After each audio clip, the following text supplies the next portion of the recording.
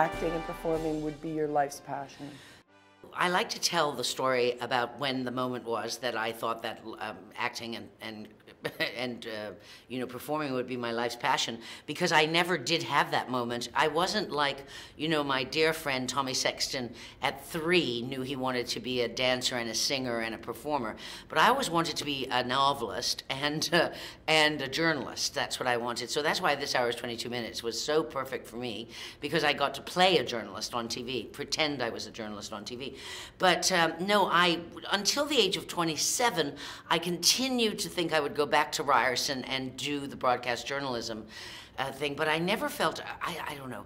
Anyway, I got in with a bad crowd of comedians and performers, and then, life unfolded there, and I was very lucky to get in with that crowd and to carry on. And of course, I don't think, well, I am writing a novel now, and I do have a deal with HarperCollins, but I can't seem to get it finished. And so, since the time I was about 11, it's what I've wanted to do. And so it's been about 52 years. So perhaps the career in writing novels was not meant for me. And the performance and comedy was. How does engagement in the arts contribute to our culture as Canadians? As an artist, you tend to remember that there are other things, that poetry, that writing, that performance, that dance, that comedy, that these are all not based on how much money you're turning over, but on something else, on some prescience or some need or some drive that you have to speak. It's like we're Cassandra in a way. We're always warning and nobody's ever listening, but that's our job, so, It's like people, I guess plumbers sometimes think I'm always saying don't put that stuff down the toilet, but they never, but you still have to come and fix it. How do you think we as Canadians are different or changed or informed by our cultural pursuits? Well, I mean, as Canadians, of course, we have that looming north always up there, but we know nothing about. Like the largest river in the United States is the Mississippi, about which there are endless songs and stories and films and books, and ours is the Mackenzie, and we don't even know what it looks like, most of us. And so it's like there's a great darkness and mystery, and down there, of course, we have them. So we have a totally different culture than the major or the predominant culture in our lives, and sometimes it's a cause of great sadness.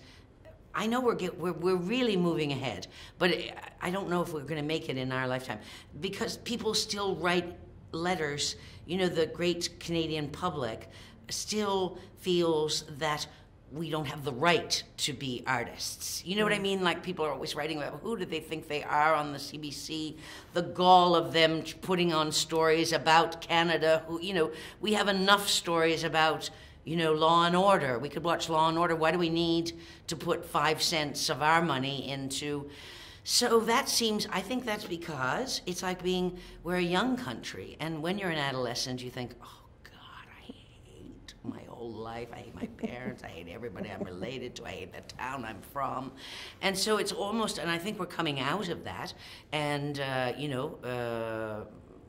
there's so many extraordinary, it seems like, of course, it's always the case that once you make it in the United States, then we all go, oh, that's amazing, you really are good. What words would you give to young actors or comedy performers to help inspire them in their career? It is always a place of great famine everywhere when you're an artist. It's always like, oh, there's not enough support, nobody wants me to do this. Nobody ever does want you to do it. That's the facts, Very infrequently, I mean, I guess when you get to some level, people are dying for you to do whatever it is you do. But when you're starting off, nobody gives a shit. So you have to keep caring and keep going, despite the lack of, because you keep expecting that somebody's going to come along and go.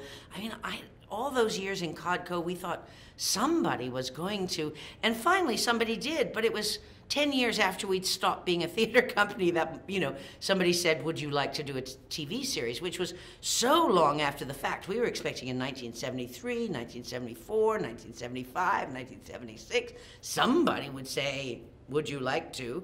But no, not until 1986 did somebody really come forward and say, you know, I think you guys, I can remember that you guys are really funny, and, you know, I'd like to do a TV series with you. So if you keep going, you know, Aunt May used to say, live horse and you'll get water. It isn't really necessarily true that the horse is going to live, but if you do live, the water will be there. You'll find the water, and that's what you have to do.